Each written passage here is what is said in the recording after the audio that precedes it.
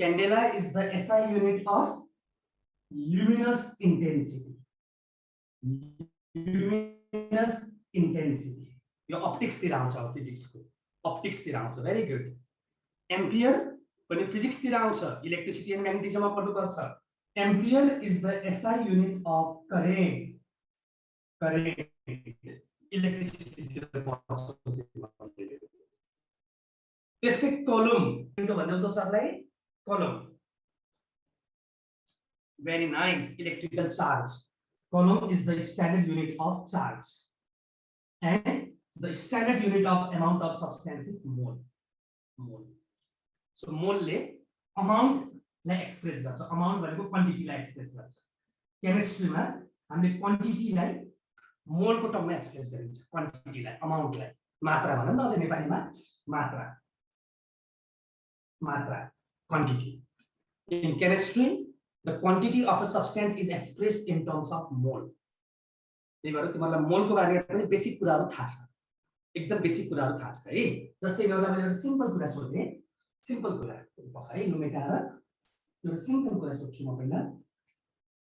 जस्तै हामी day to day लाइफमा हामीले चाहिँ various units of which प्रयोग गरिराखेको हुन्छ. केजी, ग्राम, क्विन्टल हैन, टन भन्ने पनि हुन्छ. तिमीलाई थाहा छ केजी र ग्रामको रिलेसन के हुन्छ, केजी र क्विन्टलको रिलेसन के हुन्छ. You all are aware regarding those things हैन. त्यस्तै जब हामीले भोल्युमको कुरा गर्छौं लिटर, मिलिलिटरको कुराहरु आउँछ हैन. जस्तै सरलाई एउटा कुरा सोध्न मन लाग्यो सबै जना विद्यार्थीहरुलाई. ल भन 1 liter is the collection of how many milliliters? 1 liter is the collection of how many milliliter भन्दाखेरि के भन्छन्? सबै विद्यार्थीलाई थाहा भएको कुरा हो नि त. 1 liter is the collection of how many milliliter? Definitely 1000 milliliter. So 1000 milliliter is equivalent to 1 liter. त्यस्तै 1 kg is equivalent to कति ग्राम भन्दाखेरि सबैले भन्ने कुरा के हो? 1000 ग्राम मिलेर बल्ल 1 केजी बन्छ हैन. त्यस्तै मैले एकदम एउटा प्र्याक्टिकल कुरा सोधे सबै विद्यार्थीहरु नानीहरुलाई. तिमीहरुले बजारमा गएर मानव तिमीहरुले 1 दर्जन केरा किन्यौ. दर्जन बनाना किन्यौ. 1 दर्जन बनाना 1 दर्जन बनाना. इंग्लिशमा दर्जनलाई डजन भन्छ हैन. If you buy 1 dozen banana, then how many pieces of banana are there? Yes, 1 dozen banana. 1 dozen of banana is the collection of how many pieces of banana? 12 particles भन्ने गरिन्छ हो. 12 particles भन्ने गरिन्छ. 1 दर्जन cake किन्दाखेरि त्यहाँ 12 वटा टुक्राहरु आउँछ भन्न खोजेको हो के. त्यस्तै अब केमिस्ट्रीको केसमा हामीले केमिस्ट्रीमा जब क्वान्टिटीहरुलाई एक्सप्रेस गर्छौं नि, त्यस्तै 1 mole is the collection of कतिवटा particles थाहा छ एकदम बल्की particles हो. 1 mole is the collection of कतिवटा particles. कहिले एमसीक्यू मा सोधिन सक्छ अब यो. 1 mole is the collection of how many particles? यी सबै कुराहरु एएमई पढेबाट आउँछ के छ, त्यहाँबाट लिन्छ. जस्तै 1 दर्जनमा कलेक्सन अफ 12 वटा पार्टिकल हुन्छ भने 1 mole is the collection of how many particles? यस कुनै स्टुडेन्ट्सहरुलाई थाहा हुन्छ यो कुरा. यो एकदम स्ट्यान्डर्ड डाटा हो है. स्ट्यान्डर्ड डाटा हो. यो चाहिँ मैले जुन भने नि 1961 मा जुन कन्फरेन्स हेल्ड भएको थियो, त्यो कन्फरेन्समा एएमई लाई डिफाइन गरियो र त्यही एएमई लाई डिफाइन गर्ने बेलामा मोल कन्सेप्ट पनि त्यहाँबाट ओरिजिनेट भएको हो के. All right, very nice. पक्कै स्टुडेन्ट्सले मलाई के सोधिरहेछन्, सर हजुर कुन कलेजमा पढाउनुहुन्छ नि? बाबु यो अहिले सोध्ने बेला हैन, अहिले खाली हामी पढाइमा ध्यान दिने बेला हो है. म तिमीहरुलाई अहिले एकछिनमा एक्जामको क्वेशन पनि डिस्कस गराउँछु. मलाई हिजो मात्रै राकेश सरले फरवर्ड गरिदिनु भएको थियो. Don't worry. इम्पोर्टेन्ट कुरा पनि शेयर गर्न मन लागिरहेको छ है. ल 1 mole is the collection of, many students have given me the correct answer 6.023. कसैले 022 पनि भन्ला, no problem. Times 10 to the power 23 particles. 6.023 into 10 को पावर 23 particles हरु मिलेर बल्ल 1 mole बन्द रहेछ के. सो 1 mole केरा किन्यो भने 1 mole of banana किन्यो भने 1 mole of banana किन्यो भने त्यहाँ कतिवटा बनानास हुन्छ भन्ने कुरा त we can't imagine also के. त्यति ठूलो नम्बर छ, त्यति ठूलो संख्या छ के. अनि यो जुन कलेक्सन अफ यतिवटा पार्टिकल्स भनेर हामीले पढ्छौं नि, पार्टिकल्स जस्तै पार्टिकल्स भन्ने बित्तिकै ल सुन है एकदम ध्यान दिएर what is the smallest particle of an element called? Please let me know what is the smallest particle of an element called? Element को smallest particle लाई के भनिन्छ? Good, very good. Element को smallest particle लाई atom भनिन्छ.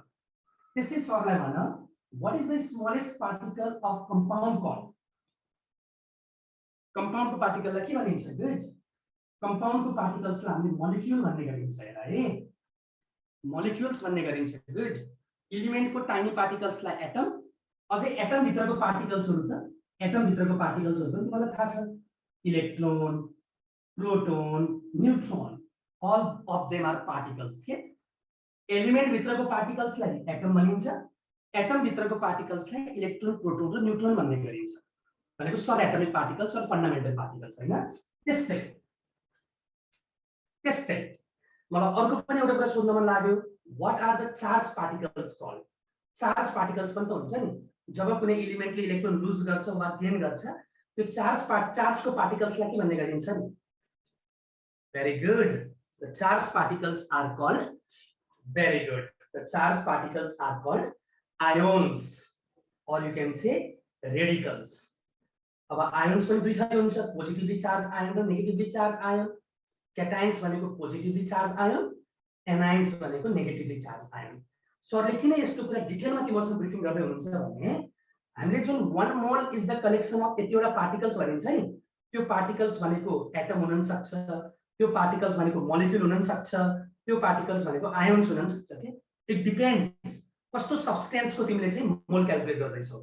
यदि तिमीले 1 mole of sodium calculate गर्दै छौ भने 6.023 into 10 to the power 23 atoms हुनेछ किनभने सोडियम त एलिमेन्ट हो नि.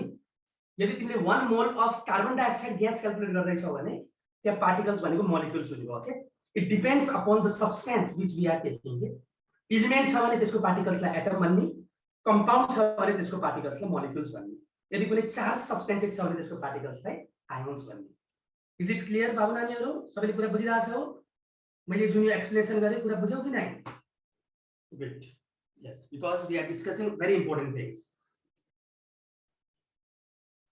ल आजबाट कम्तिमा यो भ्यालु नबिर्सिनु. 1 mole is the collection of 6.023 times 10 to the power 23 particles. त्यो पार्टिकल्स भनेको एटम्स हुन सक्छ, त्यो पार्टिकल्स भनेको मोलिक्युल्स हुन सक्छ, त्यो पार्टिकल्स भनेको आयन्स हुन नि सक्छ. ओके. अब यो जुन 6.023 into 10 को पावर 23 भन्ने जुन यो डाटा छ नि जस्तै तिमीले फिजिक्समा फर्स्ट च्याप्टर 4th पढ्ने बेलामा क्लास 10 मा तिमीले युनिभर्सल ग्रेभिटेशनल कन्स्टेन्ट को भ्यालु सम्झिन्छौ नि. युनिभर्सल ग्रेभिटेशनल कन्स्टेन्ट हैन थाहा छ. जस्तै तिमीले हिट पढ्ने बेलामा specific heat capacity of water को भ्यालु पनि थाहा छ. अब what is the specific heat capacity of water भन्दै त सरलाई एकपटक. गुड. मेनी स्टुडेन्ट्स नोस के पढेका छौ. Specific heat capacity of water कति हुन्छ 4200. इभन त्यसको युनिट पनि हुन्छ. युनिट हुन्छ है युनिट हुन्छ. युनिट पनि तिमीलाई थाहा छ जुल पर केजी डिग्री सेल्सियस भनेर सरले पढाउनु छ तिमीहरुलाई. गुड. Very good. अलराइट. त्यस्तै भए यो जुन 6.023 into 10 को पावर 23 भन्ने जुन भ्यालु छ नि त्यो जुन नम्बर छ नि यो नम्बर चाहिँ एभोगाड्रोस भन्ने साइन्टिस्टले प्रपोज गर्नुभयो.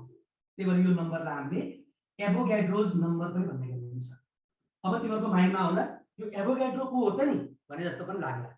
केमिस्ट्रीमा एभोगाड्रो भन्ने जुन साइन्टिस्ट हुनुहुन्छ नि केमिस्ट भन्न भने केमिस्ट केमिस्ट्री पढेको विशेषज्ञ हो नि त उहाँ. एभोगाड्रो he was an Italian scientist. He was the first person to introduce the term molecule. अब हेर है अर्को इम्पोर्टेन्ट कुरा म शेयर गर्दै छु. यो एटम भन्ने जुन टर्म छ नि the term atom was introduced by John Dalton. पहिले सोधिन्छ एमसीक्यू मा एटम भन्ने टर्म कुन साइन्टिस्टले प्रपोज गर्नुभएको हो?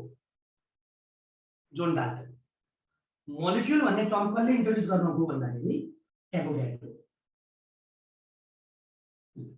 मोलिक्युल को सुरुको चारवटा लेटर हेर त यहाँ मोल छ के. सो मोल र मोलिक्युलहरु एकदम एक आपसमा इन्टररिलेटेड छन् के. त्यही भएर the term atom was introduced by John Dalton. The term molecule was introduced by Avogadro. Please remember this. त्यही भएर यो जुन 6.023 into 10 to the power 23 particles भनेर हामीले भन्यो नि यो भनेको एभोगाड्रोस नम्बर हो. कसैले भन्दा 1 मोल भनेको के हो नि 1 mole is equals to Avogadro's number भन्दा नि पाइयो 1 mole is equals to Avogadro's number भन्दा नि पाइयो मलाई एकजना लोकेश भन्ने बाबुले के सोधिरहेछन् भने सर यो भ्यालु कसरी क्याल्कुलेट गरिन्छ नि यो एएमयु को कन्सेप्टबाट क्याल्कुलेट गरिन्छ त्यो C12 को आइडियाबाट क्याल्कुलेट गर्ने भ्यालु हो यो चाहिँ साइन्टिस्टहरुले 1961 को कन्फरेन्समा एक्सपेरिमेन्ट गरेर डिटरमाइन गरेको डाटा हो यो त्यही भएर हामीले यसलाई एकदम रेफरेन्सको रूपमा युज गर्ने गरिन्छ कार्बनलाई आधार मानेर निकालेको भ्यालु हो ओके सो 1 मोल भनेको कति 1 mole is equals to Avogadro's number भन्न पाइयो अनि सरले एभोगाड्रोसको बारेमा अर्को कुरा के सेयर गर्नुभयो यो मोलिक्युल भन्ने टर्म एभोगाड्रोस भन्ने साइन्टिस्टले इन्ट्रोड्युस गर्नुभएको थियो एटम भन्ने टर्म जोन डाल्टनले इन्ट्रोड्युस गर्नुभएको थियो प्लिज रिमेम्बर दिस थिंग्स है मोल भनेको के हो standard unit of amount of substance मेरो अलि साउन्ड कम आछ अरे is it my sound is not clear हो र रेस्पोन्स गर त मेरो साउन्ड क्लियर आएको छ कि छैन बाबु नानीहरु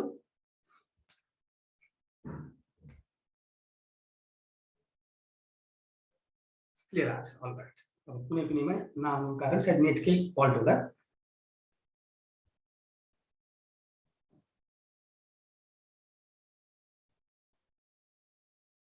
all right it's clear all right so what is mole भन्यो भने तिमीले भन्ने के हो mole is the standard unit of amount of substance amount of substance को standard unit हो so कति क्वान्टिटी बराबर 1 मोल हुँदो रहेछ भन्दाखेरि 6.023 into 10 to the power 23 भनेर सम्झिनु पर्यो डाटा है और यो नम्बरलाई नै हामीले एभोगाड्रोस नम्बर भन्ने गरिन्छ जस्तै नि अब जब तिम्रो हायर क्लासेसहरुमा जान्छौ 11 12 त्यसपछि माथि माथि अब जस्तै तिमीले 1 mole is the collection of Avogadro's number भन्छौ नि एभोगाड्रोस नम्बरलाई यसरी रिप्रेजेन्ट गरिन्छ NA ले क्यापिटल N क्यापिटल A लाई तल सबस्क्रिप्टमा लेख्ने के तलपट्टि फेरि केमिस्ट्री पढ्दाखेरि एउटा NaU हुन्छ अर्को NaU हुन्छ डोन्ट गेट कन्फ्युज्ड Na मात्रै भन्यो भने it is the symbol or abbreviation of sodium सोडियमको सिम्बल हो Na किनभने सोडियमको सिम्बल चाहिँ लेटिन नेमबाट आएको नेट्रियमबाट अनि क्यापिटल N र क्यापिटल A देख्यो भने त्यो भनेको तिम्रो एभोगाड्रोस नम्बर है please note down this things अब म एकछिन तिमीहरुसँग पहिला के गर्छु भन्दाखेरि एकछिन म पनि यहाँ बसेर चेयरमा बसेर म तिमीहरुसँग पहिला एकचोटी अब तिमीहरुको भोलि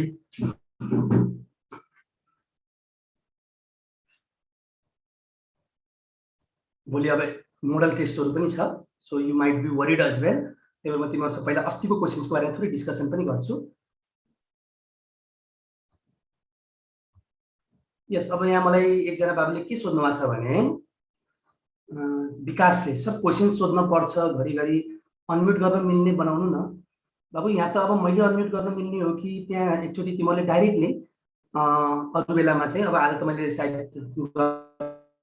मिल्दैन होला राकेश जोशी सर भएको बेलामै तिमीहरुले चाहिँ प्लिज मलाई एकचोटी सोध्नु है मलाई सोध्नु ठीक छ ल ओके एकचोटी म तिमीहरुलाई तिमीहरुको अहिले रिसेन्टली एक्जाममा आएको जुन क्वेशन सोध्नु थियो 20 वटा एमसीक्यू केमिस्ट्रीमा म त्योसँग एकचोटी तिमीहरुसँग रिलेटेड कुराहरु गर्छु है ल मलाई सरले हिजो मात्रै पठाइदिनु थियो मलाई एकजना विद्यार्थीले सोधिरहेछन् कुन विद्यार्थी भन्दाखेरि नि Sameer sir 1 kilometre is equals to कति सेन्टिमिटर भनेर सोधिरहेछन् भेरी गुड अमृताले अलि साउन्ड कम छ सर भनेछन् डेफिनेटली नानी पानीले गर्दा पनि होला तर मेरो तर्फबाट त मैले कुनै कम्प्रोमाइज गरेको छैन हेर पुरै नेट पनि फुल फ्लेजेड चलिरहेछ स्पिकर पनि फुल अन छ आइम अननोन है नानी के भइरहेछ बाबु 1 किलोमिटर इज इक्वल्स टु कति सेन्टिमिटर भनेर सोध्यो यो पनि त एकदम राम्रो क्वेशन हो 1 किलोमिटर इज इक्वल्स टु कति सेन्टिमिटर अब तिमीहरुलाई मिटर र सेन्टिमिटरको रिलेसन थाहा हुन्छ 1 metre is equivalent to 100 centimetre हैन 1 मिटरमा 100 सेन्टिमिटर हुन्छ भन्ने थाहा छ भने 1 किलोमिटरलाई इक्वल्स टु कति मिटर हुन्छ पहिला त्यो जान्न पर्यो नि त 1 किलोमिटर भनेको कति मिटर हुन्छ 1 किलोमिटर भनेको तिम्रो कति मिटर हुन्छ त्यो निकाल अनि त्यो मिटरलाई सेन्टिमिटरमा चेन्ज गर्नको लागि टाइम्स 100 गरिदिए त भइहाल्यो नि 1 kilometre is equals to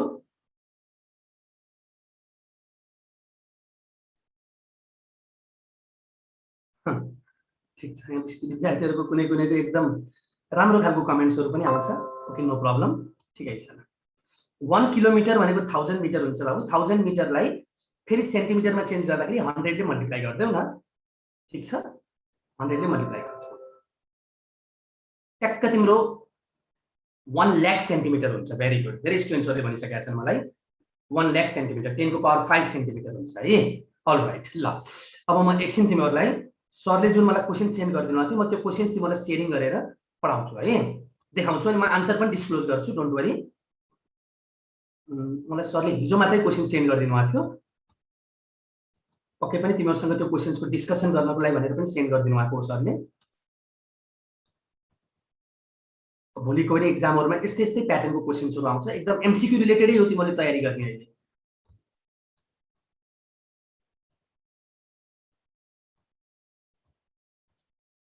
all right, ल है म क्वेशन शेयर गर्न गइरहेको छु, तिमीले मलाई प्लिज एकछिन मसँग अरु केही कुरा नगर, जस्ट मैले जुन क्वेशन्सहरु शेयर गर्छु त्यससँग रिलेटेड मात्रै कुरा गरौ है। सायद यही होला क्वेशन पेपर तिमीहरुको, एकचोटी मलाई कमेन्ट गर त, you were expecting the same questions.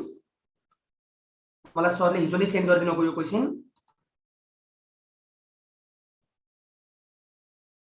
All right, ल ठीक छ, मलाई कमेन्ट आइसकेको छ, अब नो मोर कमेन्ट।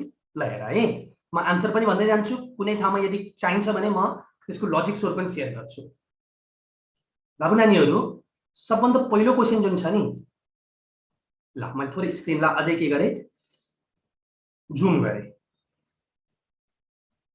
मेरो स्क्रिन शेयरिङ भएको छैन एकचोटी भन्देऊ त, स्क्रिन शेयरिङ भएको छ भने भछ भनेर लेख त।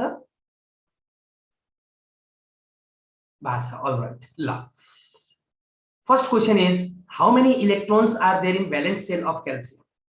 यसको त आन्सर सबलाई थाहा छ, क्याल्सियमको बारेमा धेरै पटक हामीले पनि यहाँ क्लासमा डिस्कसन गरिसकिएछ। देयर आर 2 भ्यालेन्स इलेक्ट्रोन्स है, फर्स्टको आन्सर 2 छ, नो प्रब्लम, फर्स्टको आन्सर 2 है। ल फर्स्टको answer 2। Which bond is formed by transferring and gaining of electrons? Transferring and gaining. Transferring भनेको losing, gaining भनेको receive गर्नु। Transferring and gaining of electrons, एकदम मजाको क्वेशन छ बाबु, यो एकदमै स्ट्यान्डर्ड क्वेशन छ, एकदमै हाइली स्ट्यान्डर्ड, एकदम हाइली स्ट्यान्डर्ड क्वेशन हो यो।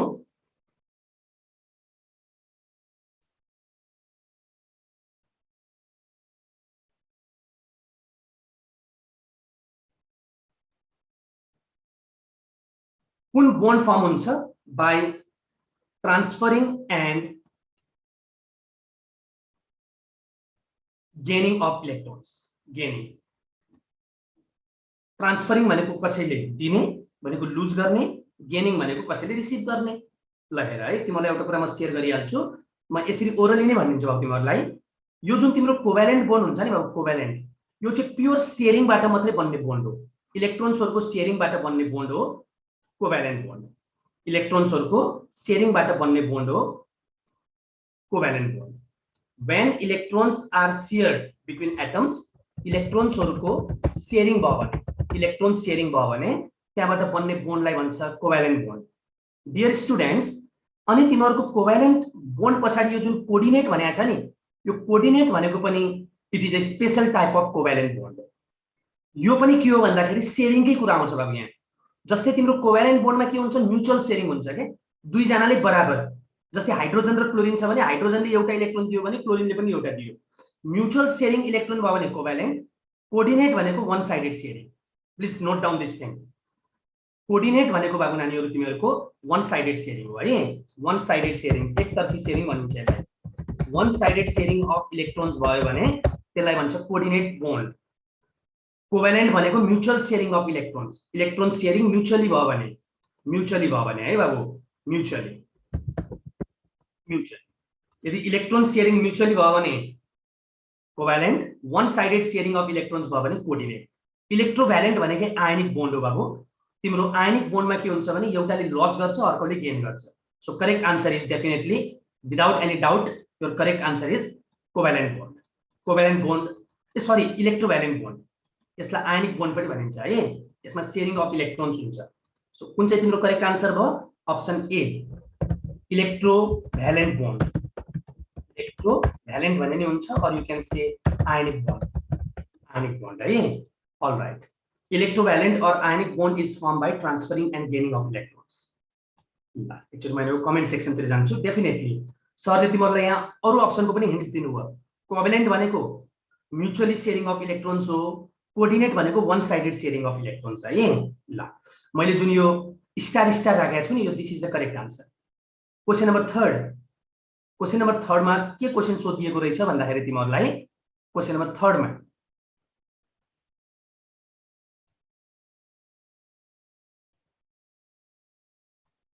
Example of inorganic acid is अरे। ल एउटा तिमीहरूलाई लजिक दिइहाल्छु मैले बाबु।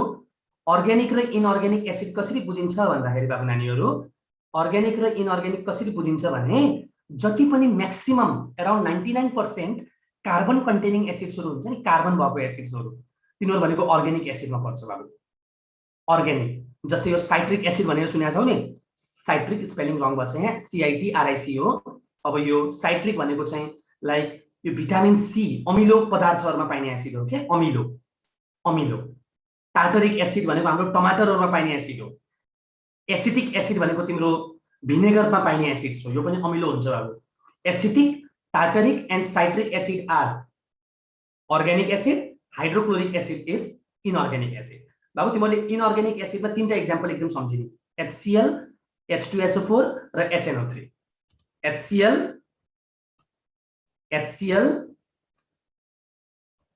H2SO4 र HNO3 भनेर सम्झिँदा हुन्छ है। सो थर्ड को तिम्रो करेक्ट आन्सर हो हाइड्रोक्लोरिक एसिड। अलराइट, ल पक्कै पनि विद्यार्थीहरूले बुझिरहेछन् होला कुराहरू। अब म तिम्रो क्वेशन नम्बर कहाँ जान्छु भन्दाखेरि 4 मा जान्छु। Which of this is acidic salt? Na2HSO4। अब यो भ्यालेन्सी नै मिलेको छैन, अब यसको लागि रेडिकल जान्नुपर्छ तिमीहरूले मेन।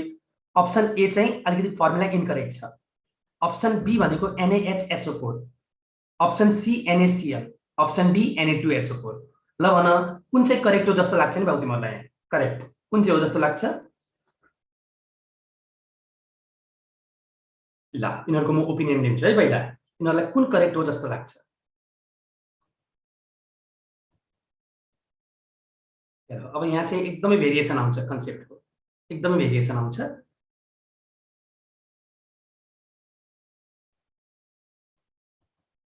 एकदमै भेरिएसन आउँछ। Which of this is acidic salt भन्ने क्वेसन चाहिँ एकदमै भेरिएसन आउने क्वेसन मध्येको एक, थोरै कन्ट्रोभर्सियल पनि छ यो question. Which of this is acidic salt? ल यो क्वेसन मलाई एकदम मन पर्यो, म बोर्डमा यसलाई डिल गराउँछु। एकदमै स्ट्यान्डर्ड क्वेसन मध्येको एउटा लाग्यो मलाई यो। Which of this is acidic salt है। ल सरले एक्चुअली यो क्वेसन चाहिँ तिमीसँग बोर्डमा डिस्कसन गर्नुहुन्छ। Which of this is acidic salt?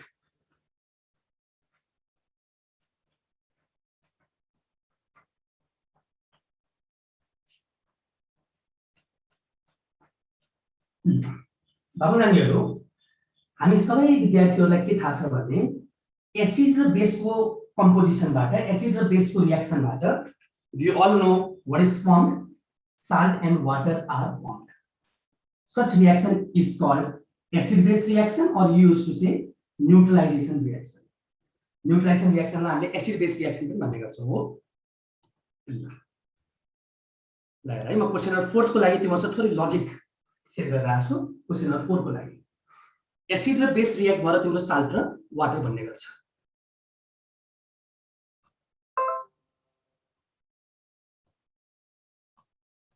अनि तिम्रो चाहिँ यो साल्टको नेचर चाहिँ कुनै कुनै साल्टहरु एसिडिक नेचरको हुन्छ, कुनै कुनै साल्टहरु बेसिक नेचरको हुन्छ। बेसिकलाई हामीले अल्कलाइन भन्ने पनि गर्छौं। कुनै कुनै साल्ट तिम्रो के हुन्छ, न्यूट्रल नेचरको पनि हुन्छ। ल है अब साल्ट एसिडिक हो कि बेसिक हो कि न्यूट्रल हो भन्ने कुरा कसरी थाहा पाउने गरिन्छ भन्दाखेरि बाबु नानीहरू, it depends upon their parent acid and base. Acid र बेस भनेको के हो? खास प्यारेन्ट कम्पाउन्ड हो क्या, प्यारेन्ट बुबा र आमा। मैले एसिडलाई बाबा भन्ने गर्छु, बेसलाई आमा भन्ने गर्छु। जुनलाई एसिड, जुनलाई बाबा, जुनलाई आमा माने पनि नो प्रब्लम।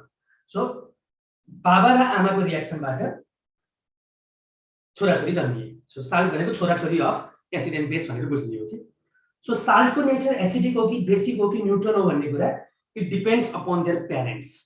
यदि तिम्रो स्ट्रङ एसिड, एसिड भनेको स्ट्रङ एसिड, WA भनेको वीक एसिड है, SA भनेको स्ट्रङ एसिड, WA भनेको वीक एसिड। त्यस्तै तिम्रो SB भनेको स्ट्रङ बेस, WB भनेको वीक बेस है। ल हेर, यदि तिम्रो एसिड स्ट्रङ र बेस वीक भयो भने नि, एसिड स्ट्रङ र बेस वीक भयो भने नि त्यस्तो साल्ट एसिडिक हुने गर्छ। सो एसिडिक साल्ट कसरी बन्छ भन्दाखेरि स्ट्रङ एसिड र वीक बेसको प्रोडक्ट हो यो। यदि तिम्रो एसिड वीक र बेस स्ट्रङ भयो भने नि, यदि तिम्रो बेस स्ट्रङ भयो एसिड वीक भयो भने नि त्यस्तो साल्टमा भन्ने गरिन्छ बेसिक साल्ट, भनेको वीक एसिड र स्ट्रङ बेसको प्रोडक्ट हो यो। दुईटै स्ट्रङ भयो भने अथवा दुईटै वीक भयो भने त्यसलाई न्यूट्रल भनिन्छ। सो न्यूट्रल साल्ट कसरी अब्टेन हुन्छ भन्दाखेरि by the reaction between strong acid and strong base or weak acid and weak base। यो कुरा बुझ्नुपर्छ है, एकदम सिम्पल कन्सेप्ट सरले शेयर गरेर राख्नु छ तिमीहरुसँग, एकदम सिम्पल कुरा। ल जहिले पनि एसिड र बेसको फर्मेसन रिएक्सनबाट साल्ट र वाटर बन्छ। साल्ट कस्तो बन्छ भन्ने कुरा it depends upon their parents बाबा एन्ड आमा। यदि एसिड स्ट्रङ छ बेस वीक छ भने you will get acidic salt, यदि एसिड वीक छ बेस स्ट्रङ छ भने you will get basic salt. दुईटै स्ट्रङ छ भने न्यूट्रल हुन्छ, दुईटै वीक भयो भने पनि न्यूट्रल हुन्छ है। तर अब विद्यार्थीहरुलाई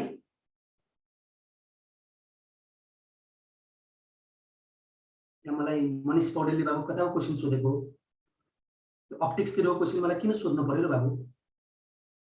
ल है, अब मलाई राजनले जुन क्वेशन सोध्यो नि, सर एसिड स्ट्रङ हो कि वीक हो भन्ने कुरा कसरी थाहा पाइन्छ? एउटा त हामीले इन्डिकेटरको थ्रु थाहा पाइन्छ। इन्डिकेटरले चाहिँ पीएच डिटरमाइन गर्ने काम गर्छ। तिमीले क्लास 10 मा युनिभर्सल इन्डिकेटर भनेर पढ्छौ कि पढ्दैनौ बाबु?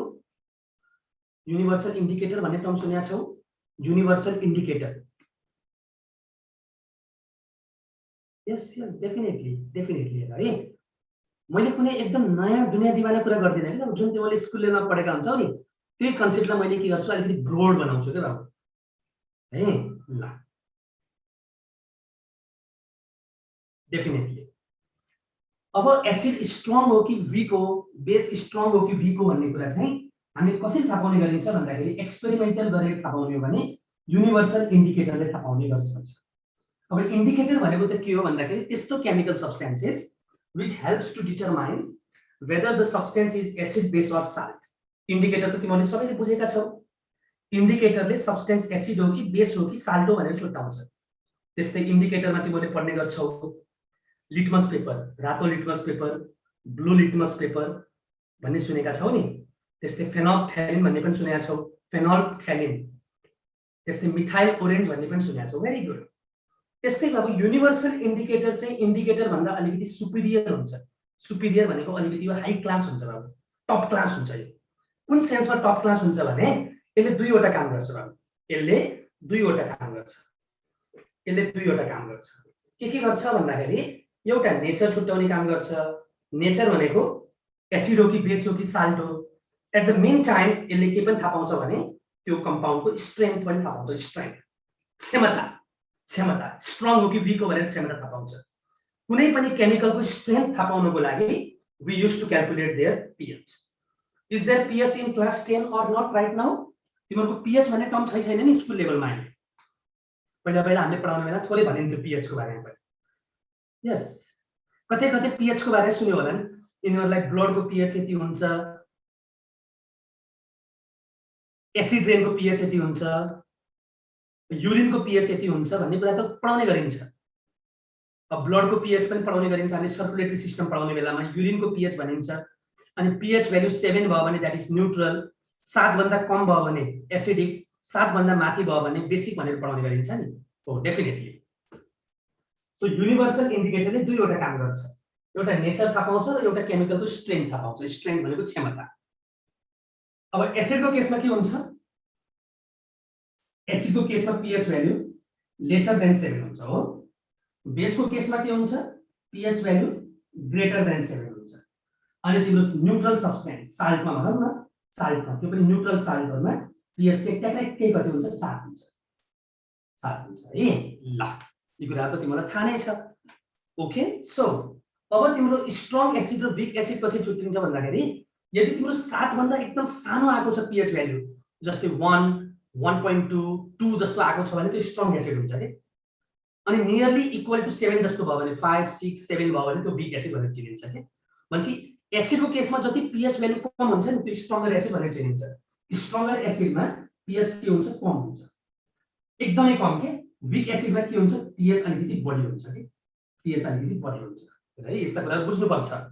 स्ट्रङ बेसको केसमा के हुन्छ, बेस भनेको चाहिँ 7 भन्दा माथि भयो, 7 भन्दा माथि भयो। सो जति बढी हुन्छ नि pH भ्यालु जति बढी हुन्छ नि त्यो स्ट्रङ बेस भनेर चिनिन्छ। लाइक 13, 14, 12 भयो भने त्यो स्ट्रङ बेस। यदि 7 को नजदिक 8, 9 जस्तो भयो भने त्यो वीक बेस भनेर चिनिन्छ कि pH भ्यालु चाहिँ कम भयो। ल अघि मलाई एकजना बाबुले सोधेको थियो, त्यो मलाई कुरा डिस्क्राइब गर्न मन लाग्यो।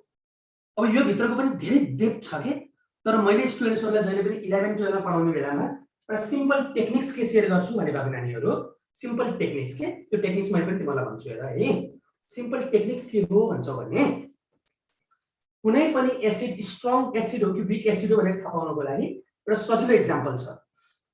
जति पनि कार्बन भएको एसिड्सहरु छन्, कार्बन कन्टेनिङ एसिड्स, कार्बन भएको एसिड्सहरुलाई हामीले वीक एसिड भनेर चिन्ने गरिन्छ। जस्तै अघि चाहिँ तिमीहरुको एउटा साइट्रिक एसिड आएको थियो, टार्टरिक एसिड आएको थियो, एसिटिक एसिड आएको थियो। त्यस्तै बाबु तिमीलाई यो एसिड पनि थाहा होला, HCOOH, त्यस्तै CH3COH भनेको पनि थाहा छ। त्यस्तै एसिडहरुमा यदि कार्बन आयो भने नि त्यसलाई वीक एसिड भनेर चिन्ने गरिन्छ, वीक एसिड। तर स्ट्रङ एसिडमा हामीले जम्मा 3टा एक्जाम्पल फलो गरेर हुन्छ, HCl, H2SO4, HNO3। Please remember this thing. सरले एकदम सजिलो कुरा शेयर गर्दै हुनुहुन्छ। हाइड्रोक्लोरिक एसिड, सल्फ्युरिक एसिड र नाइट्रिक एसिडलाई जहिले पनि स्ट्रङ एसिडको क्याटेगोरीमा राखिन्छ टेक्निक्सको लागि। कार्बन कन्टेनिङ जति पनि एसिड्सहरु छन् संसारमा, carbon containing, they all are weak acid. Remember this concept है। Carbon containing acids are weak acids. अब स्ट्रङ यस H2CO3 भनेको कार्बनिक एसिड भयो। कार्बन कन्टेनिङ एसिड भनेपछि त्यो पनि वीक एसिड नै पर्यो नि। कार्बन डाइअक्साइडलाई पानीमा हालिदियो भने सफ्ट ड्रिङ्क्सहरुमा पाइने एसिड हो नि त यो। H2CO3 भनेको त कार्बनिक एसिड हो। त्यसले कार्बनिक एसिड पनि वीक एसिडमै पर्छ है बाबु, कार्बनिक एसिड। त्यस्तै स्ट्रङ एसिड भनेको खास के हो भन्दाखेरि पानीमा हाल्दा H+ आयन त दिन्छ, सबैलाई थाहा छ नि एसिड र बेसको डेफिनेसन। पानीमा हाल्दा H+ आयन लिबरेट गर्यो भने त्यो एसिड हो, पानीमा हाल्दा OH- आयन लिबरेट गर्यो भने त्यो बेस हो नि। पानीमा हाल्दाखेरि यदि H+ आयन धेरै दियो, बढी अमाउन्ट अफ H+ आयन दियो भने त्यो स्ट्रङ एसिड भनेर बुझिन्छ। पानीमा हाल्दाखेरि H+ आयन थोरै दियो भने त्यसलाई वीक एसिड भनेर चिनिन्छ के। धेरै कन्सेप्ट्सहरु छन्। एउटा pH बाट थाहा पाउन सकिन्छ, अर्को यो टेक्निकबाट थाहा पाउन सकिन्छ, अर्को चाहिँ पानीमा हाल्दाखेरि कति H+ आयन लिबरेट गर्छ त्यसको आधारमा पनि स्ट्रङ र वीक छुट्याइन्छ हामीले। पक्कै पनि you are getting more informations regarding strong and weak acid भनेर है। जस्तै स्ट्रङ बेस भनेको पानीमा हाल्दाखेरि धेरै नै OH- आयन लिबरेट गर्छ, वीक बेस भनेको पानीमा हाल्दाखेरि थोरै OH- आयन लिबरेट गर्छ। मैले जहिले पनि स्ट्रङ बेसको केसमा दुईटा मात्रै एक्जाम्पल एकदम स्ट्रङली रेकमेन्ड गर्छु जहाँ पनि। त्यो कुन हो भन्दाखेरि अल्काली मेटल, पिरियोडिक टेबलमा जुन तिम्रो अल्काली मेटल हुन्छ नि, अल्काली मेटल आईए मा पाइने मेटल्सहरु, लिथियम, सोडियम, पोटासियम थाहा छ नि, त्यो भित्रको दुईटा एक्जाम्पल अल्काली मेटलको हाइड्रोक्साइडहरु NaOH र KOH is the best example of strong base. Strong बेसमा मैले जहिले पनि अल्काली मेटलको हाइड्रोक्साइड्सहरुलाई प्रिफर गर्छु, NaOH र KOH। Are all carbon containing acids organic acids? No. No. जस्तै अब यो तिम्रो H2CO3 त अर्गानिक एसिड त भन न बाबु, हैन? 99% यस, केही चाहिँ नो हो के। ल अलराइट ल। सो स्ट्रङ एसिडमा मैले HCl, H2SO4 र HNO3 भनेर मेन्सन गरे। वीक एसिडमा कार्बन कन्टेनिङ एसिडको टेक्निक शेयर गरे। स्ट्रङ बेसमा तिमीले NaOH र KOH सम्झे पुग्छ। अरु जस्तै अरु बेसहरु जसमा OH ग्रुप हुन्छ नि, जस्तै तिमीले NH4OH भन्छौ, एमोनियम हाइड्रोक्साइड, जस्तै तिमीले कपर हाइड्रोक्साइड भन्छौ, जस्तै तिमीले एल्युमिनियम हाइड्रोक्साइड भन्छौ, OH ग्रुप भयो भने यिनीहरुलाई वीक बेस भनेर चिनिन्छ के, वीक बेस है। ल यो त भयो सरले थोरै न्यूट्रलाइजेसन भित्र स्ट्रङ एसिड वीक एसिडको कुराहरु शेयर गर्नु पर्छ। अब म टु द पोइन्ट क्वेशनमा आउँछु। यो क्वेशन डिल गराउनको लागि धेरै नै कन्सेप्टहरु बिल्डअप भएको हुनुपर्छ विद्यार्थीहरुसँग। ल हेर मैले अघि नै त्यो क्वेशन्सको बारेमा थोरै कुरा के शेयर गरेको थिएँ। Question is not so much standard भनेर भन्न खोजेको थिएँ मैले। किन भन्दाखेरि तिमीलाई चाहिँ 4 वटा कम्पाउन्ड दिएको छ, Na2HSO4 नम्बर बी मा यिनीहरुलाई दिइरहेछ NaHSO4 नम्बर सी मा दिइरहेछ यिनीहरुलाई NaCl नम्बर डी मा आइरहेको के दिइरहेछ भने अब यिनीहरुलाई Na2SO4 Na2SO4 ल हेर है ल कुन चाहिँ एसिडिक साल्ट अब सरले अघिको एक्सप्लेनेसनबाट के सिकाउनु भयो एसिडिक साल्ट हुनको लागि त एसिड स्ट्रङ हुनु पर्यो बेस वीक हुनु पर्यो ल हेर है सबभन्दा पहिला साल्ट एसिडिक हो कि बेसिक हो कि न्यूट्रल हो कसरी थाहा पाइन्छ भन्दाखेरि ल हेर तिमीहरुले साल्ट कसरी बन्छ भनेर थाहा छ एसिड र बेस मिलेर बनेको हुन्छ अब यहाँ त तिमीलाई साल्टको नेचर सोधिरहेछ नि कुन चाहिँ एसिडिक साल्ट हो भनेर जहिले पनि साल्टको नेचर थाहा पाउनु पर्यो भने नि there is one simple trick ध्यान दिएर सुन एकदम सजिलो एउटा ट्रिक छ त्यो ट्रिक के हो भन्दाखेरि नानीहरु जुन तिमीहरुलाई साल्ट दिएको हुन्छ नि त्यो साल्टलाई वाटरसँग रिएक्ट गर्दै ल सुन it's a very important trick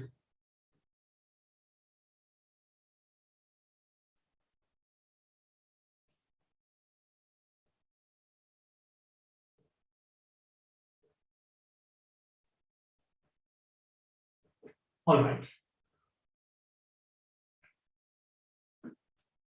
तिमीहरुलाई जुन साल्ट दिएको हुन्छ नि त्यो साल्टलाई वाटरसँग रिएक्ट गराइदिने जब तिमीहरुले साल्टलाई वाटरसँग रिएक्ट गराउँछौ नि now you will get the parents of those salt parents भनेको बाबा एन्ड आमा जस्तै साल्ट बनाउनको लागि एसिड र बेस प्रयोग हुन्छ भने नि तिमीहरुले साल्टलाई वाटरमा हाल्दियो भने नि you will get acid and base अब सरले भन्नुको जुन आइडिया छ एसिडमा पनि कार्बन भएको एसिड आयो भने त्यो वीक एसिड भयो कार्बन नभएको एसिड भयो भने त्यो स्ट्रङ एसिड भयो भन्ने कुरा तिमीहरुलाई थोरै त्यो ट्रिक्सहरु खेलाउन जान्नुपर्छ है ल हेर जब तिमीहरुले साल्टलाई वाटरमा हाल्छौ नि एसिड र बेस बन्छ यस्तो रिएक्सनलाई भन्ने गरिन्छ हामीले हाइड्रोलाइसिस रिएक्सन भन्ने गरिन्छ हाइड्रोलाइसिस रिएक्सन सो न्यूट्रलाइजेसन रिएक्सनको अपोजिटलाई के भनिदिएको रहेछ हाइड्रोलाइसिस भनेको मतलब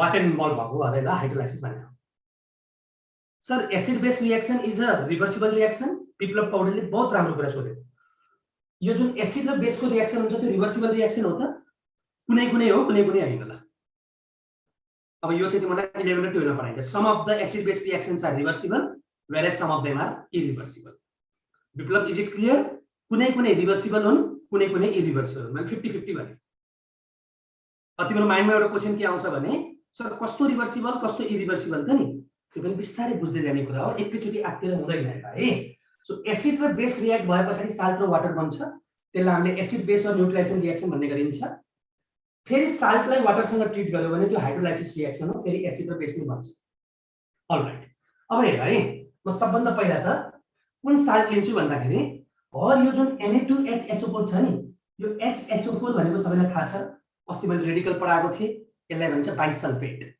you all know the charge of bisulphate बाबु नानीहरु यो HSO4 भन्ने जुन रेडिकल छ नि यसको चार्ज कति हुन्छ सरलाई भन्देऊ त यसमा कतिवटा नेगेटिभ चार्ज हुन्छ यस यसको एउटा मात्रै नेगेटिभ चार्ज हुन्छ सो तिम्रो अप्सन ए त के छ एकदम इनकरेक्ट छ सो मैले त्यसलाई मेटाइदिए मलाई मनै परेन अप्सन सो अप्सन ए हुनै सक्दैन कुनै पनि एंगलबाट किनभने HSO4 को चार्ज माइनस मात्रै हुन्छ फेरि SO4 को चार्ज माइनस माइनस हुन्छ है SO4 भनेको सल्फेट HSO4 भनेको बाइसल्फेट ल एउटा अप्सनलाई तपाईले के गर्दै इग्नोरै गर्दिए टोटली इनकरेक्ट भएको भएर अब म सेकेन्ड अप्सनसँग खेल्छु हेर NaHSO4 यो NaHSO4 भन्नेलाई मैले पानीसँग रिएक्ट गराउँछु पानीसँग रिएक्ट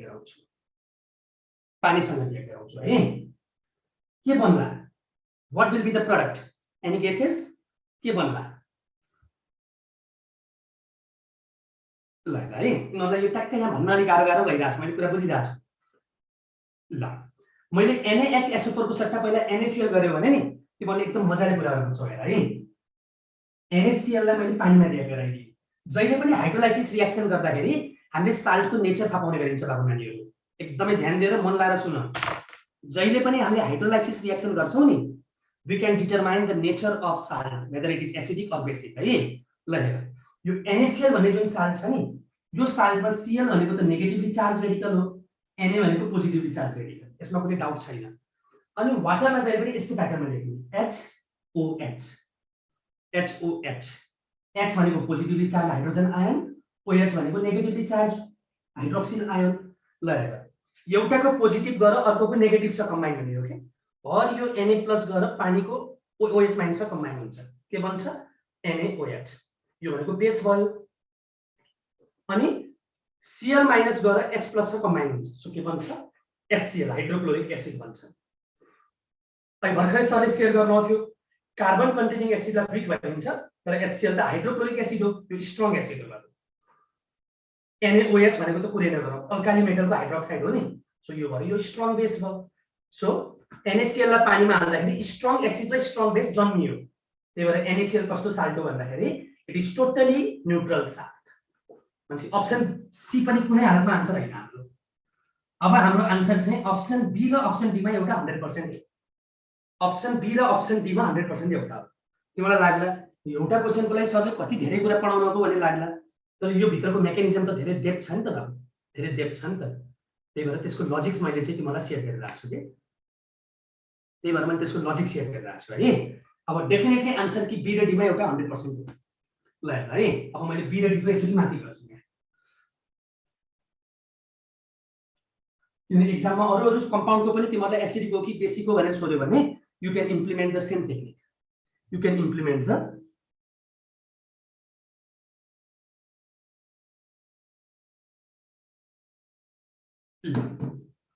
अब हेर एउटा NaHSO4 लाई मैले माथि गरे अब यो NaHSO4 मा पानीसँग रिएक्सन गर्दाखेरि पहिले चार्ज छुट्याउ पानीको H+ OH- Na+ यहाँ HSO4 भनेको माइनस भयो है Na+ गरेर OH सँग कम्बाइन हुन्छ NaOH बन्छ यो स्ट्रङ बेस हो अनि तिम्रो H+ गरेर HSO4 सँग मिलेर के बन्छ H2SO4 यो पनि के भयो स्ट्रङ एसिड भयो है एकचोटी अप्सन डी को पनि तिमीलाई म देखाइदिन्छु कस्तो हुन्छ यहाँ मेकानिजम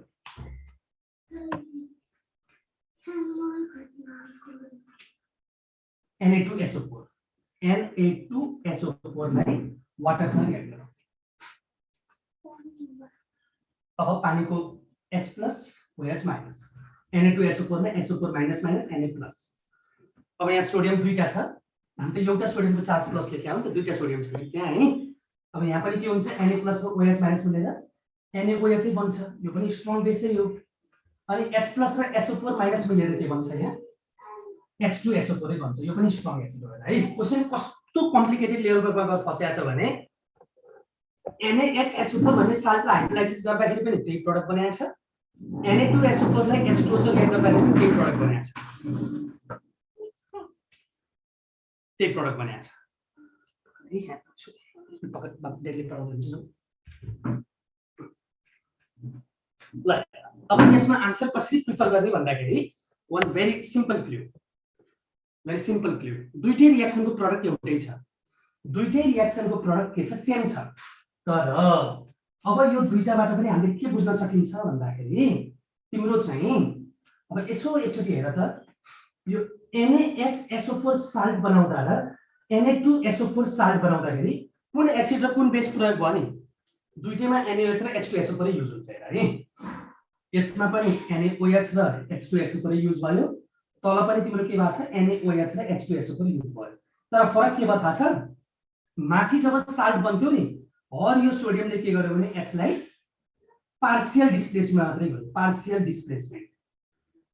डिस्प्लेसमेन्ट भनेको पुरै हाइड्रोजन डिस्प्लेस हुन पाएन अलिअलि मात्रै डिस्प्लेस भयो तर यहाँ चाहिँ सोडियमले के गर्यो पुरै हाइड्रोजनलाई डिस्प्लेस गर्यो त्यही भएर यहाँ हाइड्रोजन छैन कम्प्लिटली डिस्प्लेस भयो के कम्प्लिटली डिस्प्लेस भयो so if hydrogen is completely displaced त्यहाँबाट निस्कने जुन साल्ट हुन्छ that is stronger acidic salt अनि पार्शियल डिस्प्लेसमेन्ट अफ हाइड्रोजनबाट बन्ने साल्ट जो हुन्छ त्यो चाहिँ वीकर एसिडिक साल्ट हो सरी माथिको चाहिँ एसिड बुझ्नु पर्यो आउँछु न है माथि चाहिँ के भयो भन्दाखेरि तिम्रो पार्शियल डिस्प्लेसमेन्ट अफ हाइड्रोजन भयो राइट तल चाहिँ के भयो कम्प्लिट डिस्प्लेसमेन्ट अफ हाइड्रोजन भयो भनेपछि यहाँबाट कम्प्लिट डिस्प्लेसमेन्ट अफ हाइड्रोजन भएर बनेको साल्ट के हुन्छ पुरै न्यूट्रल हुन्छ तर यसमा त स्टिल हाइड्रोजनको क्वान्टिटी छ नि त किनभने हाइड्रोजन पुरै डिस्प्लेस हुन त पाएन त्यही भएर due to the presence of hydrogen ion in salt it is acidic in nature, it is acidic in nature. So which is the correct answer भन्दाखेरि NaHSO4 is the acidic salt. यो पुरै neutral salt किन भयो किनभने यसमा hydrogen completely displace भएको थियो, त्यही भएर यसमा due to presence of hydrogen it is acidic salt. तर दुईटै साल्टमा एसिड र बेस सेम प्रयोग भएको छ है, पुरै एसिड बुझ्न पर्यो। So option B is your correct answer, option B is your correct answer है। मैले यही क्वेसनमा धेरै टाइम लिएँ, तिमीहरूलाई मैले एउटा क्वेसन देखाउँछु, यो क्वेसनको आन्सर के होला है त तिमीहरूको ओपिनियनमा। NaCl को गर्दाखेरि त NaCl त न्यूट्रल आउने भयो नि त बाबु, NaCl त न्यूट्रल आउने भयो है। पक्का म तिमीहरूलाई एउटा क्वेसन गराइहाल्छु यही टपिकसँग related.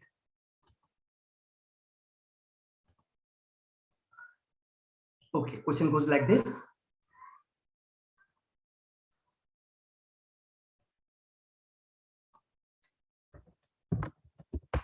Among the following, which one is basic salt? Option A,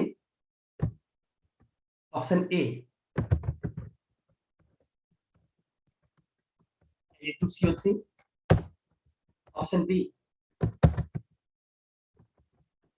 NaCl. Option C,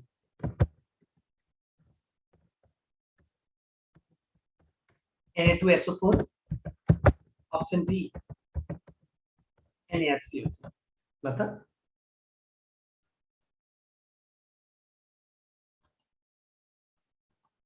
अब साल्ट एसिडिक हो कि बेसिक हो कि न्यूट्रल हो भनेर थाहा पाउनको लागि त तिमीले त्यो साल्टको रिएक्सन कोसँग गर्न पर्यो, पानीसँग गर्न पर्यो के, पानीसँग।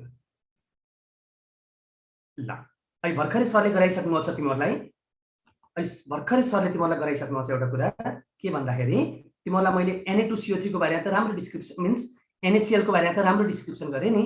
NaCl कसरी बन्छ भन्दाखेरि अब तिम्रो स्ट्रङ एसिड र स्ट्रङ बेस मिलेर स्ट्रङ एसिड HCl हुन्छ त्यहाँ, अनि तिम्रो स्ट्रङ बेस NaOH हुन्छ। NaCl लाई जब तिमीले पानीमा हाल्छौ नि, मलाई त्यहाँ कुनै स्टुडेन्टले सोध्दै हुनुहुन्थ्यो अघि सर NaCl को गरिदिनुस् न भनेको थिएँ। जस्तै बाबु जब तिमीले NaCl लाई पानीसँग रिएक्ट गराउँछौ, पानी भनेको HOH के हुन्छ तिम्रो चार छुट्याएर गर्ने भनेको थिएँ मैले अघि तिमीलाई, चार छुट्याएर हैन, मैले बोर्डमा अघि पनि गरेको थिएँ, सायद ध्यान दिएको थियो होला सबैले।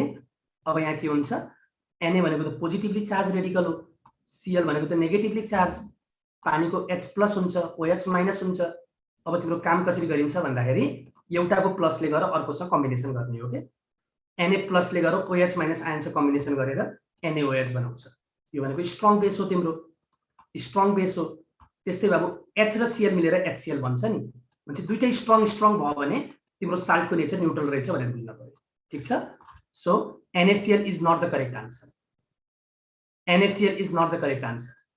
अनि अहिले भर्खरै सरले तिमीहरूलाई Na2SO4 को पनि गराउनु भयो, यसमा पनि तिम्रो NaOH र H2SO4 आउँछ, यो पनि तिम्रो न्यूट्रलै हो। अब अप्सन ए र बी आयो, ए र डी आयो सरी। Na2CO3 भनेको सोडियम कार्बोनेट, NaHCO3 भनेको सोडियम बाइकार्बोनेट। सो जब तिमीहरूले NaHCO3 लाई पानीमा हाल्छौ नि, पानीमा हाल्छौ नि के बन्छ थाहा छ, सेम त्यही तरिकाले गर। तिम्रो के बन्छ भन्दाखेरि एउटा NaOH निस्कन्छ है, चार छुट्याएर गर्यो भने तिमीलाई कम्फर्टेबल फिल हुन्छ, र HCO3 भनेको बाइकार्बोनेट हो, त्यसमा गएर हाइड्रोजन मिल्यो भने तिम्रो H2CO3 बन्छ। यो कार्बनिक एसिड हो। सो कार्बन भएको जति पनि एसिड्सहरु हुन्छन् बाबु नानीहरु, कार्बन भएको जति पनि एसिड्सहरु हुन्छन्, यो कस्तो एसिड भयो, वीक एसिड भयो, वीक एसिड भयो, र NaOH भनेको तिम्रो कस्तो बेस भयो, स्ट्रङ बेस भयो। सो NaHCO3 पनि तिम्रो बेसिक नेचरको देखियो। Na2CO3 को बारेमा के भन्छौ नि बाबु, Na2CO3 को बारेमा, Na2CO3 को बारेमा, त्यसलाई पनि पानीमा हाल्देऊ, त्यसलाई पनि पानीमा हाल्देऊ, त्यसलाई पनि पानीमा हाल्देऊ।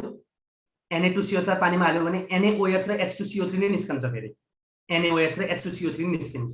सो अब तिमीहरूले ए र डी मा कसलाई आन्सर कन्सिडर गर्छौ ल भन त सरलाई, which one is the correct answer in your opinion, ए र डी मध्ये। सेम अस्ति तिमीहरुमा एक्जाममा आएको क्वेशन र यो क्वेशनमा त्यस्तो केही फरक छैन।